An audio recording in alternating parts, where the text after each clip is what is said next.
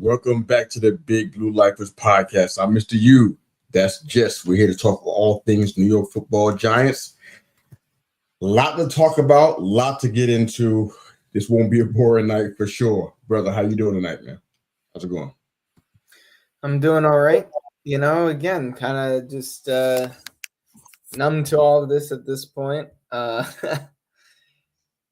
Just mock drafts are my pastime now. I just do them over and over and over again. Different trade scenarios, different end of year scenarios, draft order scenarios, just trying to get an idea of what to look forward to. Gotcha. Well, we're going to get into a little bit of the mock draft discussion. Let's put a little time aside for that too, just to look at what's the most viable move for us. Seems like we moved up in the rankings a little bit, so that may be a slight advantage for us to do some things there. But we'll get into that. But yesterday, we had another riveting game. I say that because it feels to me, and I'm not sure how many games it's been, so I'm going to put the wrong number out there and have people blast us in the comments. But I'm pretty sure it's been more than 5 games, but we just seem to be in every game until we get to the fourth quarter. We were holding I know we had four consecutive fourth quarter leads, if I'm not mistaken, and we blew all 4 of them. So riveting because it looks like, you know what? The Giants are about to get a win against what is likely a playoff team. Another one, the 4th one, and we lose. So, and we're talking about off air. We got a chance to have the full Jameis experience. Dart's out with a concussion. Hopefully he's back very soon. We definitely can use his moxie out there for sure. We got Jameis from start to finish. I guess it's kind of what you expected. A lot of high intensity passes, I guess you could say. And so always a chance of some picks, and that's kind of who Jameis is, but he brings the energy to the team. And you know what? Honestly, it's no such thing as a moral victory here, but we need that. We need that kind of moxie and that kind of attitude out there from the quarterback. We come to appreciate that in Dart, and Jameis just kind of pick it up where he left off. But the full Jameis experience, like you called it, man, we had it. Yeah, Jameis should have had like 5 interceptions that game. Clearly the wind was a factor for both teams, as we saw with the kicking issues that both teams had. But at the same time, it's like, if we just don't blow leads to the Cowboys, the Saints, the Broncos, I wouldn't say the Niners. That game we were pretty well out of it. But now here against the Packers, we're a 6-5 team or so. Like we're 6-4, 6-5, something like that. And all of a sudden we are in the playoff discussion. We are firmly in the playoffs. And at the very least, very viable for them. Absolutely. And I think it all starts with the defense. It's, it feels like we can only go so many weeks saying the same things, but the Giants have the worst fourth quarter defense in the NFL, bar none. And I don't think it's particularly close. I was on Twitter earlier and I was looking through, I follow several analytics pages, they'll post all these graphs and charts, showcasing how various players and teams have done in different metrics. And it's like fourth quarter defense productivity or something like that, like up top right is as good as you can be, bottom left is as bad as you can be. Giants are the only team firmly in the bottom left, like as far bottom as you can be and as far left as you can be. And that's their fourth quarter defense. And now it's coming out that Abdul Carter is sleeping through team meetings and late to drills and stuff like that. And Daboll was not holding him accountable. Huh? Sounds like he's bored. But I think it all stems back to Bowen. With every report that's come out, particularly involving the defense, it sounds like it's that these guys do not believe in Bowen. They don't think they can win because they don't think they have they don't think they have true leaders, on the team and the coaching staff, guys that are going to be able to put them in position, to maximize their talents. And I mean, it's just, how many teams do you think, we have more talent on the defensive line between Dex, Burns, Kayvon, and Carter than any other team in football? But other teams are getting more consistent production from their guys because they buy in. They're giving 110%. They're disciplined if they're not holding, lane integrity, all this sort of stuff. The Giants just don't have that. We need someone in the building that is going to be our Dan Campbell. I've said this before and I will say it again. The Giants should not approach this offseason thinking to themselves, for a head coach, we need a guy that's going to maximize Dart specifically. We don't need a guy who's going to be coming in and being like, okay, I'm going to devote all my time to maximizing this defense. No, we need a true CEO. We need a guy that is going to get this company going. We need a guy that's going to cut costs, make tough decisions, discipline those who need to be disciplined, and be a real leader of men here. That's what the Giants need. And as I said on the show last week, look at the Lions before and after Campbell, what he has brought to that team. And they've found good coordinators to kind of fill in some of the holes there. And you're going to be able to do that. I mean, you might end up a bit like Philly, where, if you get the wrong coordinator, it can lead to some issues. But at the end of the day, Philly still wins games. They still find ways to win because they are that good. They have the proper voice in the building, and they know how to win. The Giants don't know how to win. That's it. We don't know how to win. We need to get a guy who's going to be able to guide us and teach us how to win. Because right now they don't know how. And the players just are not bought in on the coaching staff, especially on defense, it sounds like. And that's why you have 5 games where they've blown leads of at least 10 plus points, 4 of which were on the road. They're like the 3rd or 4th team in NFL history to do that in a season. So, yeah. So let's look into that a little bit, because I'm with you on everything that you said. I want to come back to that head coaching voice in the room conversation at some point during this episode. But clearly, man, I said this, I think, the past 2 weeks consecutively. I'm trying to figure out, why is this man still our DC? Why are you still here? It can't be about dirty pitches anymore because Daboll's not here anymore. So, why are you here? The defense is continuing to struggle. In his tenure, we got probably 41 losses in 52 games. The games that they blew, 4-quarter leads. Chargers, the Broncos, the Eagles, the Bears. These are all teams that are likely going to be in the playoffs, more than likely. And the Packers, including yesterday. All of them possibly playoff teams. I don't understand how we can. It seems like we do so good in some areas on the defense, and then so epically bad. I guess the number that we held Green Bay to like under 300 total yards, which is a good thing. If a team can do that, generally you got a chance to win that game. So that's not a bad thing. But on the defensive side, no takeaways. I think on a total, how many games we played so far? They got with 2-9, so it's 11 games. We got 6 takeaways on the entire season. That's not a good ratio. That's high for almost near last in the league, 31. We've given up almost 150 points in the fourth quarter. It's probably the most in the NFL. So I don't understand how Bowen take a look in the mirror and say, you know what? I'm doing the best I can with this team. The talent like you laid out, that talent is remarkable. It's really hard to dispute. I put them up, and we said this in the preseason, and I still stand by it even at a 2-9 clip. I put them against anybody in the league.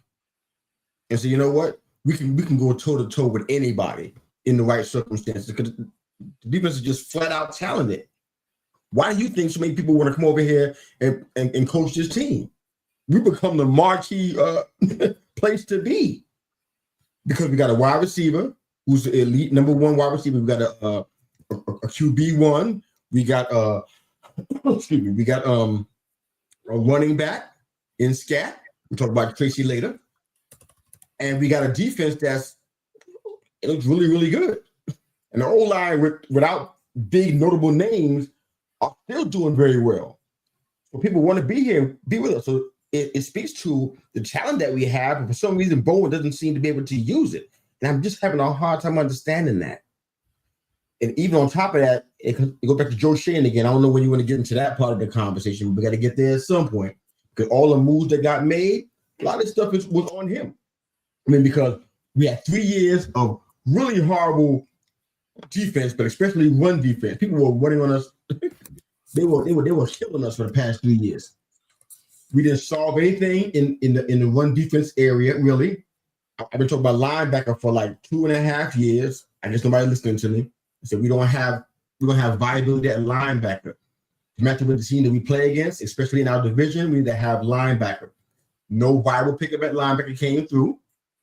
I know what some of the guys are doing. They got injured or even with Kayvon and such. But honestly, no viable pickups at linebacker to address the run defense thing. No pass rushing from the defensive tackle position. Flanagan Fowles had a good game yesterday, but that's not. We can't live off of that alone. Poor tackling. We don't have depth, and we definitely don't even have aggression and attitude. So we're missing a whole bunch of stuff. And the front office thought it was good to let Leonard Williams go, to let Xavier McKinney go. McFadden got hurt, so we definitely missing him for real. And we've seen it come on the other side. Banks, he did good against Love in regards to covering against the pass. But the run defense was horrific. I think you mentioned about Daboll last week. We were hoping he was going to get in this week, but he didn't get in. But they are struggling without him. And no big plays at safety. It's rough. And on top of that, you got all these high-priced guys like Holland who are doing good, but not commensurate with the amount of money that they're being paid. So all this points back to Shane again. Like, what are we doing out here? So there's a lot going on. On top of that, there's no pass rush either. Last 3 games, Abdul Carter was basically invisible. Dexter, invisible. Kayvon, nothing happened yesterday whatsoever. Zeros. So there's just a lot of bad stuff going on defense. It's like, with all that being said, I don't want to pile on, but it's hard to understand how Bowen is still sitting in this spot. So I know he has to go. I think it's just common sense. It probably should have happened before Daboll was released, but it hasn't. Look at these numbers today. We're in Monday evening, and he's still here. Kind of shocked by that, but he's not offering anything to this to help make the defense better, and he has to go. Whoever's behind him, let's give them a shot. Because man, you ain't got it. But we can go ahead and keep on moving. I think the defense discussion. I think I drug it more than enough, but it's been rough out here. But go ahead, man. I mean, the fact that he isn't removed doesn't surprise me. I mean, we're just at this point, it is what it is. I don't think they're gonna make any further changes during the season to anybody. But Ryan, man, not with this guy. You got rid of the head coach. And I think that's as much as we're gonna get. That doesn't make sense to me. It doesn't make sense to me. Why is he not expendable? I ain't saying fire everybody right now because we need somebody to coach. But this guy, in this situation, with the defensive output, why are you getting to stay? I don't get that. I'm missing something. Help me understand. Why The you? truth is, I don't have an answer. I don't think he should be. If it were up to you and me, he would have been gone after like week 4 or 5. Definitely after Denver. Well, Probably should have been gone after Dallas. Well, after Denver, before he got on that plane, he was already there. If it were up to me, I think the entire coaching staff would have been gone after Denver. It's hard for me to say stuff like that because those kind of blanket statements, I get nervous about that because they come back and bite you. But I know for sure that Bowen should have been history. There's no way he's still here. And then after we saw that in Denver, how many games happened after that? I think it was like probably 3 games. We blew 4 quarter leads after the Denver. And that man is still here. There's no redeeming quality to him being here. Why are you still here? Now the guys are doing the same thing we said about the offense when Russell would come in. Everybody slumped over, body language, sleeping during meetings. It said something about how they responded to their leadership. I ain't talking about John Merrill or even Shane for that. I'm talking about Shane Bowen. We can keep the train moving, man, but I know you have some thoughts about the offense and how that was looking. That's a lot to talk about. But before you get into that, man, shout out to people who are listening. Hey, good to have you here, Dynamic. Thanks for jumping in and checking us out. Hope you enjoy the podcast. Drop any questions and comments you have in the chat. We'll put them up on the screen as soon as we can. Go ahead, man. Sorry. Yeah, I mean, on the offensive side, I think I would give Kafka a B- for his debut as a head coach. It certainly wasn't bad. It wasn't great or anything, and I think he is handicapped a little with no dart, with no. What do you want him to do? For what he could do? How was that? I mean. Yeah, with what he could do, I'm gonna give it a B-. Yeah, I think we got these reports that he was supposedly meeting with Bowen to tweak the defense, and while I think the corners played better, and I think overall the defense was better, the run defense was still really bad, and at the end of the day, we still lost. We still gave up 27 points. It was just not a great day overall. The offense was fine. I mean, we had a chance to tie it at the end there. I don't know. I wasn't blown away. A win would have probably raised it from a B- to an A-. But at the end of the day, we lost. It wasn't by any means some great showcase, but I want to give major credit to this offensive line. I saw people talking about how we should this offseason, let Jermaine Illuminor walk, trade run, just clear up all of this cap space to go out and sign other players. And I was sitting there thinking to myself, why? This is the best offensive line we've had since maybe 2008. Like, JMS has allowed 2 pressures in the last 3 games he's played. He's grown tremendously. Where'd that come from? I have no idea. He was the highest graded pass blocker in football on Sunday, according to PFF. He didn't allow a pressure. He didn't allow a hit. He didn't allow a sack. He was the highest graded pass blocker, according to PFF. This is what frustrates me about this team. Everything you're saying is not you. Don't take it personal. Not you, but everything you're saying is frustrating me. Because we can see offense, defense, maybe even special teams, not sure. We can get back to that. But talent through and through, across the board, everywhere. We know what they can do. I was big on JMS in the draft. I said, please get him. We get him based on what I saw him do in college. Yes, definitely. I know it was Minnesota, but nonetheless, what he can do with us is fantastic. that's just a microcosm what you just talked about of what is possible. And with Illuminor, me you went back and forth with him a little bit, but I ain't against him. I like him. I don't want him to go hit the streets. I'd rather him stay. No, I want us to resign him. But the issue is I think now he's going to cost $20 million. That was the problem. If we can sign him for another 2-year kind of deal, 2-3-year deal, like if we can give him a 3-year deal that essentially evens out to about $20 million a year with an out after 2, similar to the way we set up the Adebo and the Holland contracts, I think that would be great. Because Jermaine Illuminor has been really good. The only guy that I think we truly need to replace this offseason is Greg Van Roden at right guard. And that's more about an age thing than it is his play. But if we can get a great right guard, that would be a huge boost for the run game. Let's not do that in the top 10, though. No. There is not a single guard in this draft worth a top 10 pick. There is no Quentin Nelson this year. There is no Zach Martin.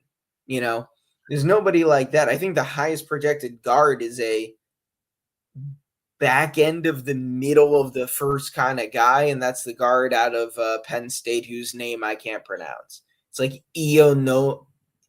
I work on it for you. I'm good with linguistics. I work on it for you, but let's just keep the conversation going on. I'll do it for you. Yeah, Vega Ioanan. Look, go to Tankathon. He's right now. They're projecting us to take him in the second round. I don't think he lasts to the second round, but all right. But he's the only guy that I think is going to be like an interior lineman that's worth that pick. I mean, Connor Liu, center out of Auburn. But if JMS continues to play like this, I don't think we necessarily need to go center super high. Maybe Logan Jones in the 5th round or something like that. But I think right now our offensive line has been really good, especially in pass pro. It could use a bit of work still and run, but we saw what we were able to do this on Sunday. We didn't have some all-star running game, but we were very efficient. We didn't have a single negative rush the entire game, unless you want to start counting like sacks, essentially. We're gonna need guard help for sure. Not only just me on the right side. I'm talking on the side too. Like but I don't think we need to trade Runyon. I don't think we need to cut Runyon. Good offensive line play does not grow on trees. We know that better than almost anybody. You can't ignore the depth issue. That's an entirely separate thing. The depth issue to me is something that like you're gonna get probably from the draft. Yeah, but like we're draft right now.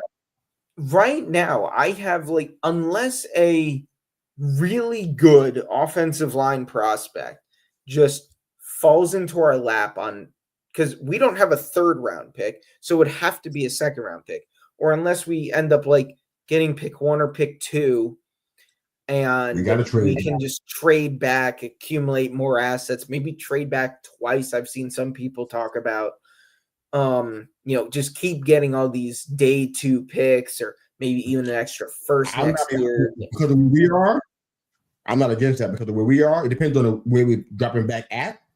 That's not a bad idea. Because exactly. Of where we're at, so like I'm, especially since it sounds like we're going to be targeting wide receiver is the heavy presumption right now in the 1st round. Why not? Like, where do you think we should go? How are you going to trade it back and target a wide receiver in the 1st round? I don't get that. I saw somebody talk about dropping down to like the lower part of the top of the top 10. Yeah, but Tyson's and not if be Jordan, chances are if we go from 2 to, let's say the Raiders want to trade up from like where they're projected to be. Like if they win tonight, I think they're at 8. If we drop down from 2 to 8, we would get their 1st this year, their 2nd this year, and their 1st next year, something like that. Really? Oh yeah, That's especially that's quite if that's quite tall. Tennessee holds Pat at number 1 and chooses to stick, and they just take an Arvell Reese, Caleb Downs, Reuben Bain, something like that, because they're not going to go quarterback. And the Raiders are right there asking for, because they want to get their quarterback, because Geno clearly isn't it. We're gonna be able to tax the heck out of that pick.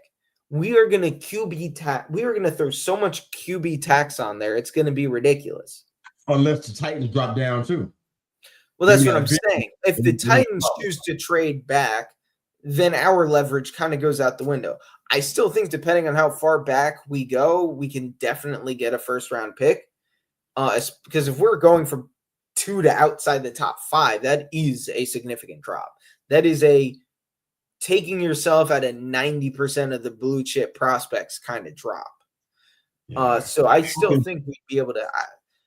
Again, this is all presuming, because if all the quarterback needy teams end up in the top 5, a lot of this is a mute point. But anyways, my point is, like, if we do trade back, accumulate more assets, then I'd be much more comfortable being like, okay, we can afford one of our day 1, day 2 picks to be on offensive line depth. But with the holes we currently have at wide receiver, linebacker is our worst position group, I would say. And that includes corner, which is another top need. Like, Bobby Okereke has been okay this year. He's been solid. He's still a guy that I would consider for clearing up cap space purposes, either cutting or trading. I do think he has some trade value, but that is, again, a discussion for if we really want to go back and forth about that for a later date. But either way, Micah McFadden, he's a free agent this year. Are we re-signing him? I don't know. He's been injured this whole year. Do we want to throw a bunch of money at that? Who knows? So can we get an Anthony Hill? Will Sonny Styles fall to the second? I don't think we're going to be in any position to get Arvell Reese unless we take him in the top 5. But CJ Allen, Anthony Hill, Jacob Rodriguez, all these guys, because that what was his name? EJ Wilson, the running back who scored the touchdown. I saw a replay of that.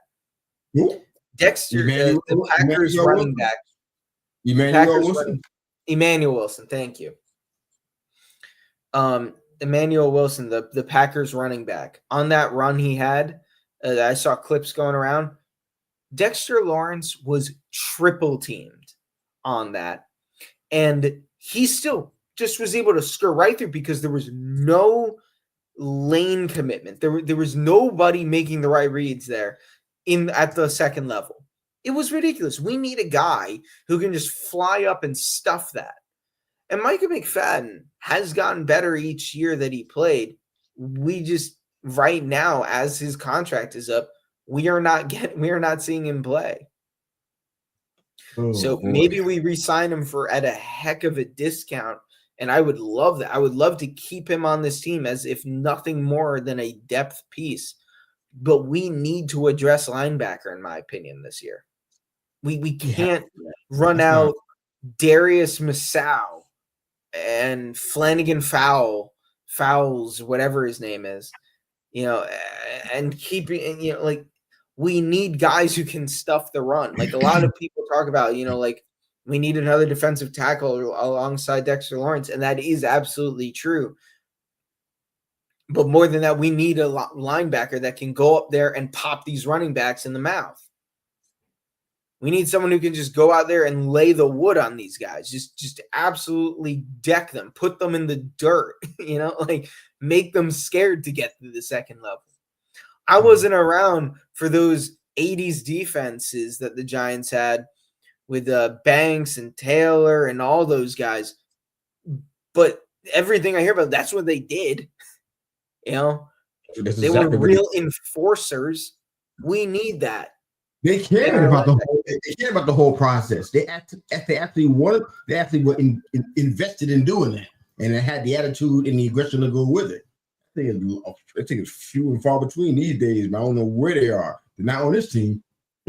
So I don't know where they are. I'm with you though. There's some good linebackers. We can talk about those. I don't know if it's going to be today or not, or in a future episode. But there's some linebackers out here in the draft. And one guy from my team, Michigan, who I'm not advocating. He doesn't tackle enough, so I'm not advocating him. But there's a lot of good linebacker help there. Even some running backs that I'm like, ooh, I know that nobody wants to do that, but there's some running back opportunities there. I'm like, ooh, I'm not bringing it up because of what I want to say about Tracy tonight.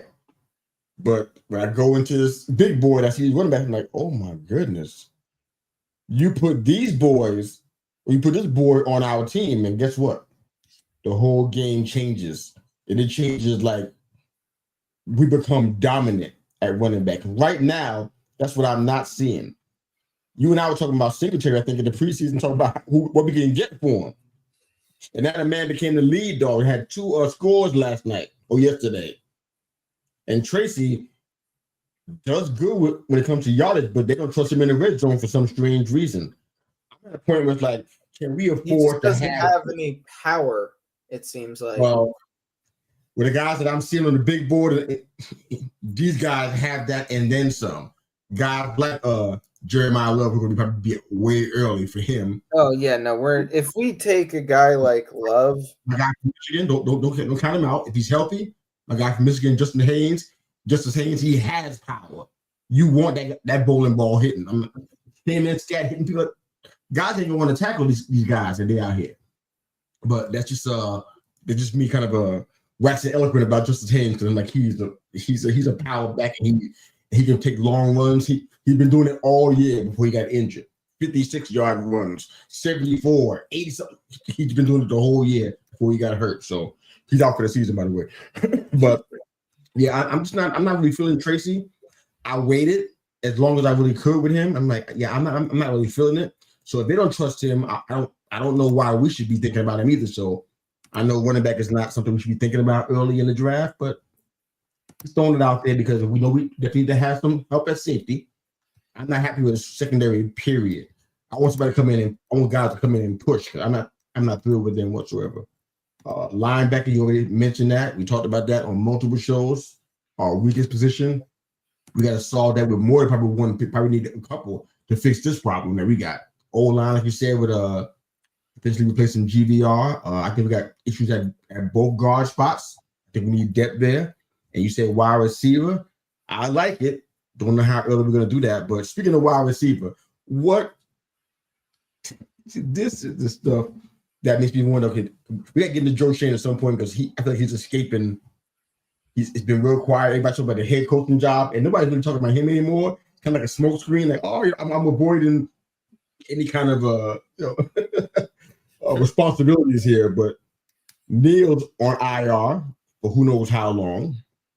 Wilson and Hyatt, I feel like they have zero trade value. All three of them have no trade value at this point. And you had a chance to unload them for something. And Hyatt really demolished his trade value yesterday. I'm sorry. It wasn't just one thing. He showed himself to be somebody who doesn't look like he's a good football player. And I don't know if that's something he can come back from. It's ugly. So getting a wide receiver, I'm with you. Who do you want to get? Sign me up. We can't get Tyson. Tyson will be too early probably if we decide to trade back. Who can we get? I'm willing to listen on anybody at this point because he ain't it. And I don't know what Clayton, what his contract is, but it's like we can't rely on Clayton to get off.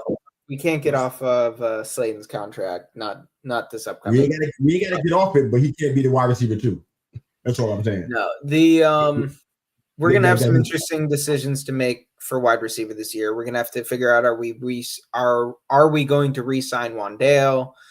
I think he could. His closest comparison would be Khalil Shakir. I don't know if he would get Khalil Shakir money. Khalil Shakir. That's a comparison. That's not a very good one. 4 years, 60 million, 32 guaranteed. They're I mean, both good undersized slot receivers that are going to try and do damage after the catch. That's not a terrible contract. I don't know if I want to be, especially being that we've already paid Slayton. I don't know if we want to give that to him, especially if we're going to allocate a first-round pick to wide receiver. But at the same time, how much wide receiver depth can you truly let leave, you know? I hate the comp. I don't get the contract with the comp. I don't like that. Shakir, this year is different because he's not doing what he was doing the past few years to warrant that contract. But he was basically Josh Allen's safety net for a couple of years at least. That's how he got that money. So Wandale, he does that, I guess, because we don't have anybody else. But I don't feel like you will give him a 4 year and 60 because of that. I'm not really. I like him. I love him to stay there. He's not our wide receiver too either. I still want to bring somebody else in who's going to be able to dominate, especially with a height potentially. I'd rather him be the. If Teddy Miller was still out there in the draft, that's why we want to be our wide receiver too, because he's more of a fit for what I think Dart and the Giants offense is wanting to do. But I like Wandale, but 4 years and 60, I don't like him that much. So yeah. Yeah, I mean, I think there's 4 or 5 guys that currently are projecting to be in like the first round area of the draft. Number 1, I think most people have is Jordan Tyson out of Arizona State. He's 6'2". Then you have Mekhi Lemon out of USC, who's 5'11". Then you have Carnell Tate out of Ohio State. He's 6'3". Denzel Boston out of Washington, he's 6'4". My favorite, I think Tyson is the best wide receiver, but my concern with him is his injury history. And as look at this build. He got that Devontae Smith build. That was considering when he came out of the draft too. It's like Devontae Smith didn't have a history of injuries to his knees and ankles. Well, no, wait. He had injuries. Also, Devontae Smith ain't 6'2". He's like 5'11". No, he's not. Do your homework, man. Devontae Smith don't know 5'11". Anyway. Get back to your point about wide receivers, man. Devontae Smith, 6 foot. 6 foot even is what they're reporting here. Get back to your point. I want to get lost here. But so of those 3, I think Carnell Tate would be a great compliment. He's big. He can go up and get it. Great hands, durable, reliable. I think, again, if you are just going pure best player, I think that's Tyson. Mekhi Lemon, I think, has the best hands of the 3. I think he has the lowest drop percentage of the top 3 guys. His drop rate is only 2.7% according to PFF. Tyson is around there as well, and Carnell Tate, well, at least this year it's saying he has a 0% drop rate. So at least this year. So I don't know, man. I think I would be happy with all 3 of them. I would be the most worried about Tyson just because, again, injury history. But I don't think you could go wrong with any of those 3. No, man. They trust Lemon at USC, that's for sure. We got over 1,000 yards so far. We're not even done with the season yet. 2 more games minimum, and that's not counting the bowl. And if they make the playoffs, who knows? Because they can beat Oregon and put themselves in playoff contention.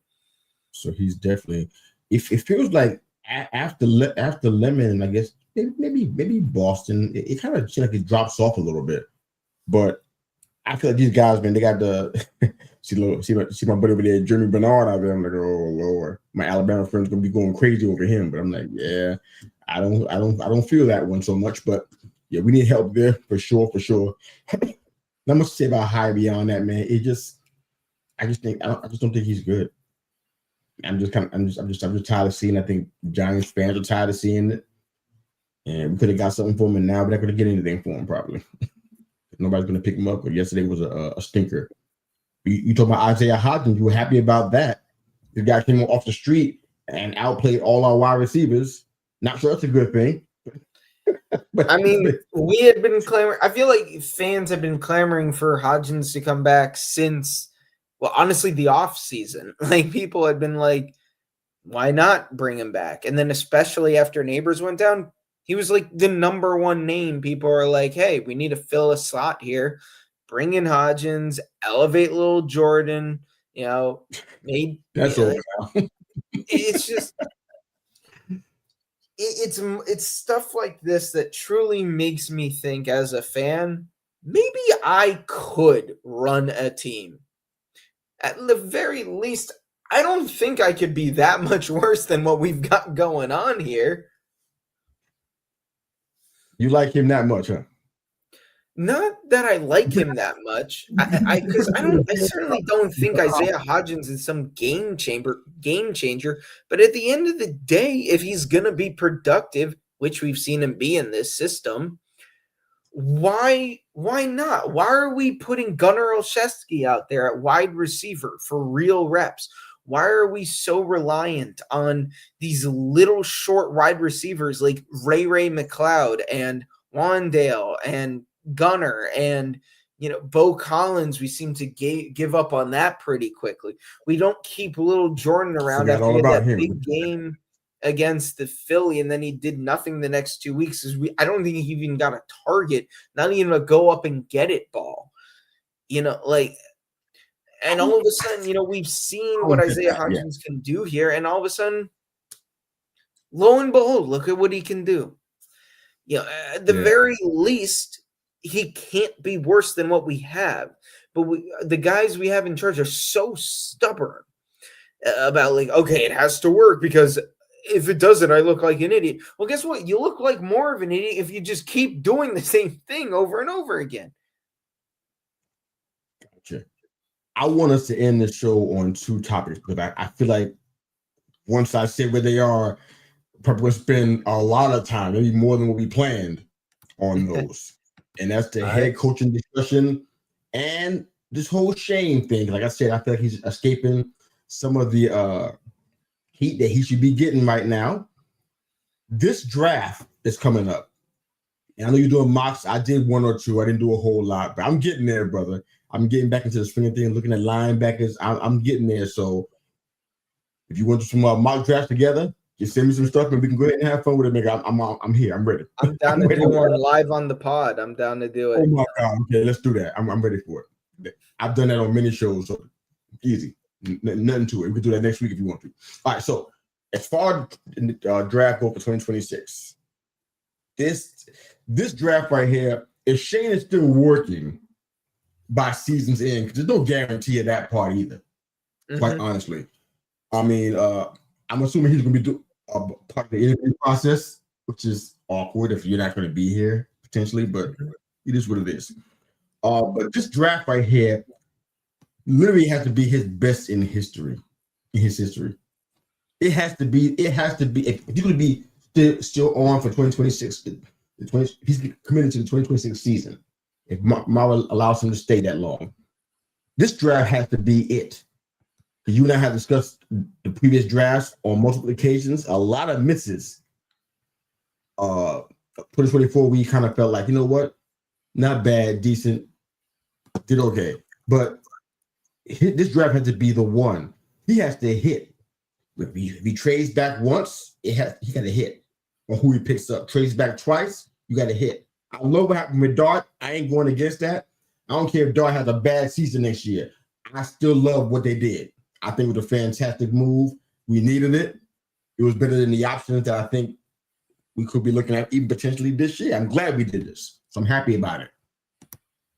However, this draft is the one, man. We need safety. We need linebacker help. We need O-line assistance, because even if you retain, Bo's going to be with us, but if you bring Illuminor back, we still need O-line help. Like I said, I ain't convinced on the guard situation. We got to handle that. And guards on the street, not sure what's out there. It's going to be available. We'll find out as we get into the end of the season. You see all kind of names start popping up. But wide receiver, I still feel like running back is still an issue. I mean, do you like Singletary and Tracy that much based on what you've seen, or do you think you know what it would behoove us to upgrade? That's just the question I'm putting out here in conjunction with all this draft stuff. But Shane has to have the draft of his life. You agree with that? Oh, I agree 1,000%. I don't think he's actually dodged as much criticism as I think you're thinking he has. I've seen plenty of people. That's what I meant. Oh yeah, on this show, I feel like I don't know. Like I feel like I'm still a bit of a Shane apologist. Like I think he needs to go just because I think we need to clean house. I think we need the fresh start with how things have gone and how bad certain things have gotten. But at the same time, I think that, we were just talking about, how great this offensive line's played. Well, 4 of the pieces of it are his acquisitions. Fair. 1 draft pick and 3 free agency pickups. And we're in a good money spot too. We're in a good money spot too, to be fair. So I don't think like he's been as bad as people make it out. Like I know there are some Giants fans that think he's actually done a terrible, terrible job. And to a certain degree, he has. Like, I mean, the fact that's what we're talking about.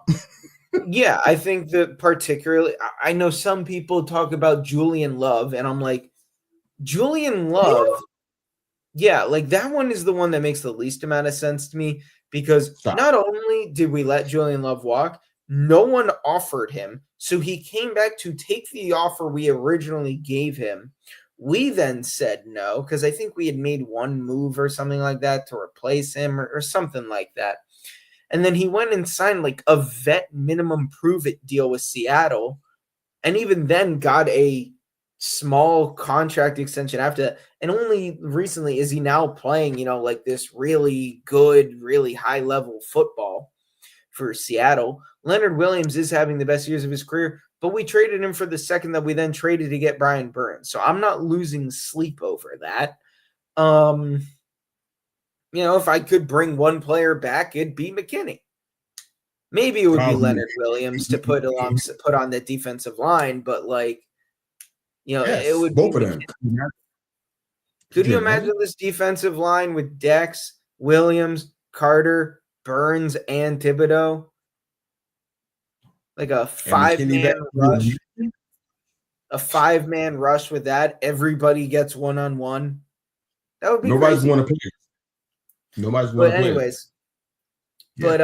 But anyways, like again, I think Shane has been fine. He hasn't hit as much as we would like, but again, at the same time, like we see the talent. Like I keep going back and forth about like if Shane is able to bring in good enough, like a good coaching staff that can elevate the talent on the roster, put us in winning positions. I think guys who haven't been what maybe we would want them to be, like a Phillips, who seems to have regressed this year to be a bit of a liability in coverage. Newbin taking his poor angles and, some of his indecisiveness. Like there are guys here, there are players here that I think could definitely stand to be elevated from coaching and then could be like these real pieces. Because I'm so sick and tired of seeing these flashes of talent from these guys. And then we keep the status quo for years until their contracts are up. And then we're like, well, they've been bad for us. We can't justify giving them money. And then they leave. And then they're at bare minimum like a Julian Love's really solid contributor to someone else. Incredible. Never mind an Xavier McKinney level guy or a Saquon level guy. Oh gosh, those are two tough subjects. But for me, I'm with you.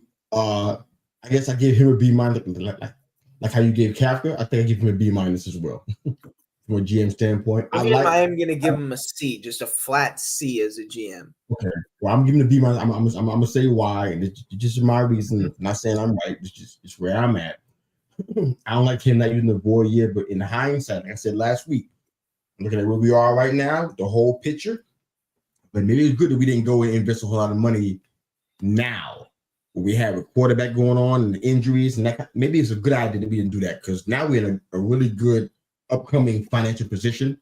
So that's why he's getting the B- basically on credit. But for me, this draft is huge. I'm going to be watching this one really, really carefully. I watch the draft every year, all the way down to the last pick. People cut out on day 3. I'm still there. Blasting it on ESPN, so I'm still there. But this draft has to be the one. He has to hit on pretty much everything. I don't know if he agrees with the guys that you and I like, but positionally, like you said, linebacker, safety, some O-line help, wide receiver. We got to tackle all that stuff. And I'm really, again, if you guys love Tracy that are watching, like your Giants fans, if you love Tracy, you love Singletary, you think they're fantastic, or you think they're great, quote unquote, low budget options, that's up to you. But I've been watching this product for a long time. Not to age myself, you can see all the gray in here. I can't really hide it anymore. It's common knowledge now. But I want to go back to what I think is excellence. As a matter of fact, even do what we haven't done in those years. Go out here and do what some of these other teams are doing all the time. They're stacking the deck at every position that they can. And I feel like Tracy and Singletary, they kind of just said, I'm sure Justin's not really thrilled with him like that. Justin's not beating the table for him. Nobody really is. So if we can do better, why not do better? These are the kind of guys that I don't mind trading.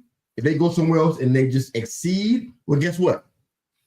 That's just going to happen. McKinney and Williams are not good examples, or Barkley, because those are a little bit painful, but they are what they are. But Tracy and Singletary, I'm totally good with that. We can get something for them.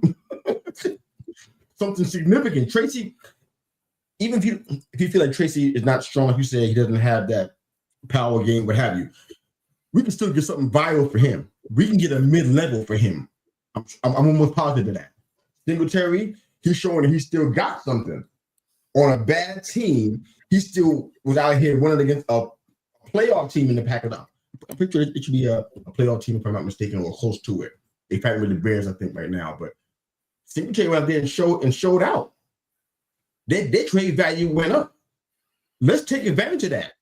Especially if we don't have any threes next year. Let's take advantage of that. There's a lot of guys I know you want to see go, like K and some other guys. Let's go. Matter of fact, you can go ahead and package Newman in there if you want to. As a matter of fact, I'm at a point now, I'm like, I ain't even sure I want to keep Collins anymore. I was pounding things for him early on. I'm like, now I'm not really feeling the table pounding anymore. I'm like, whatever. Package these boards. We can do a whole lot. We can get some draft picks. And we need draft capital desperately. So let's do that. I'm totally on board with it. Look at the big board. It's a nice running back talent in it. Just picture it. Jeremiah Love is high. We ain't getting him, but look at the rest of it. There's some good stuff going on there. We can definitely take a jump on that, man. So I'm excited about it. Last point for the night. The head coaching discussion. I actually rated Kafka because I knew we were going to come back to this point. And you gave him a B minus. I think you said a B minus. So you like what he was doing. There's a lot of talk about him potentially being the guy. He's proving himself. After one game, how do you say that? I don't know how you, but he's at least in the conversation, which is a good thing. The other guys that they're talking about, I'll be honest, I'm not really feeling a lot of the names I'm hearing thrown out here. I hate so many of the names that I've seen being discussed here. I'm going back on something I said on this show. I'm going back on something that I said. I was talking about Cliff Kingsbury. I changed my mind. Don't hold it against me. I don't want him to be the head coach anymore. I changed my mind, all right? So don't hold that against me later on. We fill that spot. I don't want that. We're good. I'm hearing names like Matt Nagy. I never thought that man was so vilified. I can't believe it. I'm actually hearing his name. Chicago ran him out on a rail, and all of a sudden now you really? I'm like, I'm shocked. He goes to the Chiefs and the offense starts struggling. Like, that's not a coincidence, I'm sure. And then you got names like Vance Joseph. I know this is a sensitive subject because you start talking about, people being hired and people who are in minorities not being able to get a chance. I hear that. I respect that. I don't want Vance Joseph to be our coach.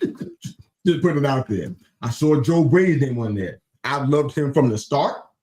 This is my first time seeing his name in the running. I haven't heard his name at all until today on Fox Sports.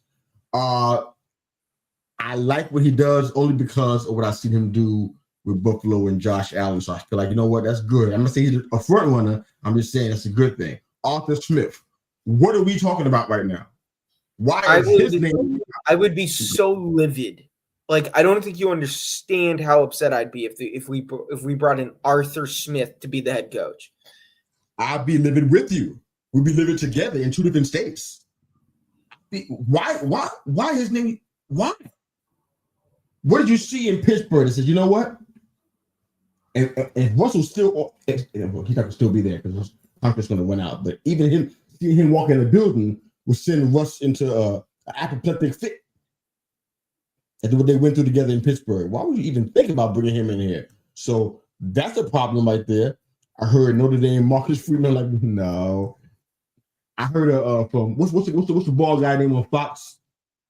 I'm blanking on his name right now. Oh my God, the short ball guy. He used to do MMA fighting too. I'm blanking on his name. Oh my God. Anyway, he's the insider nonetheless. I think Glazer. Oh, he's he's an insider, and he's been talking to Shane.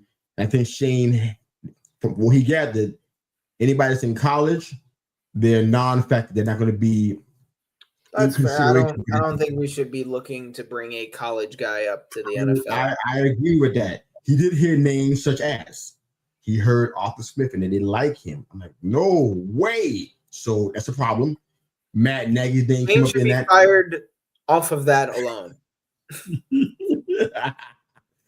Spagnuolo was in there. Honestly, I don't know, man. His last 4 years in the head coaching, it was rough for him. It was so bad. He had to go back with his tail between his legs to go back to Kansas City. But so I don't know.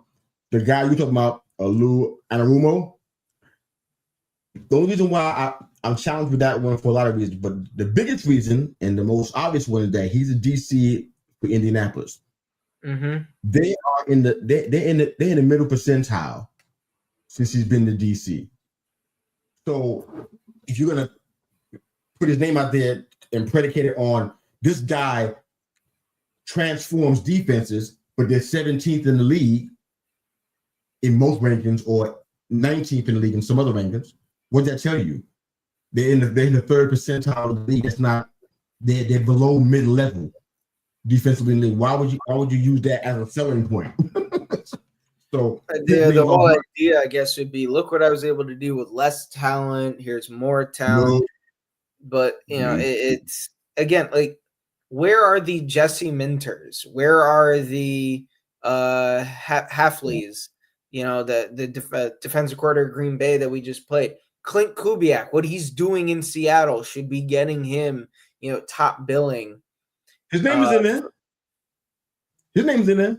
Just not with Jay Glazer, but his name's in there. He's definitely on the list. I don't like what is being reported. I do not like it, and I'm gonna blow a casket. All of the askets I'm going to blow. There are no more explode if this is what happens. If we end up with there's no more askets. There's no more askets. There's no more askets. Nobody blew them already. So, oh my God. Yeah. So I didn't mention Antonio Pierce, which is probably a good thing because I'm not feeling. I think he'd be fine as the defensive coordinator. He's not a head coach. That's not what they're talking about. Mike McCarthy's name again. They think he's one of the front runners. I'm like, why? I don't. Oh man, I love what he did in Green Bay, but besides that, I'm like, nothing kind of hit me. Like, you know what? He made the Cowboys better. If he took them to a Super Bowl, then we have a different conversation. I couldn't spit on that. But since that didn't happen, I can spit all day if I want to. So I like Justin Minter, but that's a Michigan thing. I could be biased. For me, I got to check myself on that one. That's all Michigan hard. I'm like, is he really good for a head coaching job? I'm not sure. I think he's a fantastic DC. He was a great OC at Michigan and played DC at in Los Angeles. So he's fantastic. But as a head coach, I'm gonna check myself. I'll reserve thoughts on that one. But for me, I think it's gonna come down to perhaps Hafley, who seemed to be the front one. I don't know who you like and all this stuff, but Hafley, the guy who's in there. Brian Flores' name is still popping up.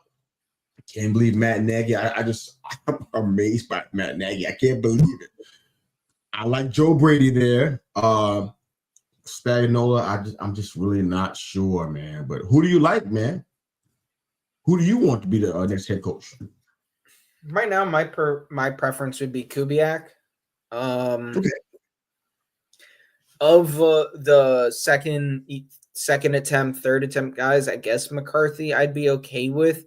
I don't think we'd be getting over the hump with him, but with a talented Dallas team, he was able to consistently get 12 wins with them because they were able to get good coordinators to help out. And, I feel like he knows enough about that sort of thing to, be able to get more good coordinators to put together decent units. Look, the Dallas wasn't able to get over the hump at all in the playoffs, really, with him. But at the same time, they were consistently getting 12 wins. I don't truly know how much of that was him, but it wasn't nothing. I don't know. All of the names that are coming out here, especially Arthur Smith, none of them are inspiring to any degree. So you hate Hafley too as well, right? Am I getting that? I'm sorry? You don't like Hafley either, is that right? Yeah, I think Kafka is fine as a coordinator. I will need to see more from him to be not Kafka, Hafley. Oh, Hafley. I heard Kafka. I'm sorry. Hafley. No, I'd like Hafley. I think he'd be good. I just think what Kubiak has been able to do with that offense in Seattle with Sam Darnold, I'd love to see what he could do with a guy like Dart. I'd love to see, what kind of things we could scheme up. Especially if, we're able to just kind of go in and, the GM search is, there's the assistant GM there in Seattle who's been there a good while. I think he'd be a great guy to bring in. And if it's him and Kubiak, I know we just did that sort of thing with Shane and Daboll, but the success of Seattle has really been the growth of this overall team, not just having a superstar legend level quarterback. They've clearly been able to put together well-rounded teams with good coaching staffs. Their down years are better than most of our good years in recent history, it feels like. So, that's a sort of thing I'd be very interested in. All right. I'm going to put your feet to the fire because I think we're in agreement on the first two guys, Hafley and Kubiak. I don't know what order we have them in. I think you have Kubiak first. I'm not sure on that one myself, but those are the two guys that I like. Putting your feet to the fire before we close the show out. Who's the third guy you want in that list to be in the running? Even if it's Kafka, who do you? It don't matter. It's up to you. Who's the third guy you want in that list? McCarthy, Kafka, who you want? My top three would be Kubiak, Hafley, Minter. And then if I had to replace one of those guys with a veteran guy, I would choose McCarthy, and I think I'd replace Minter right now. Ooh. All right. Well, what we're going to plan to do, guys, you guys that are watching and listening, we've been talking mock drafts like a whole lot. I've done a whole live mock draft special. I've done a live NFL draft special on one of our older shows, and a mock draft special is definitely coming. I can see that now. So yep. We got to find what platform we're going to use for this, but you might see it next week or the week following. We'll work it out offline and get it to you. Should be fun. I think we got 6 picks, if I'm not mistaken. The 7 got traded away, I think. So we got to figure out. Also, part of my reasoning for not wanting Kafka is if he leaves, we'll get a compensatory third for him, especially if he gets a head coaching job. Oh, well, we can't control that part, but No. The leaving part, we can control that. Oh man, well, fun show, man, as always, brother. That's Jess. I'm Mr. U. We're talking all things New York Football Giants, and we're still here. We are bleeding, but we're bleeding.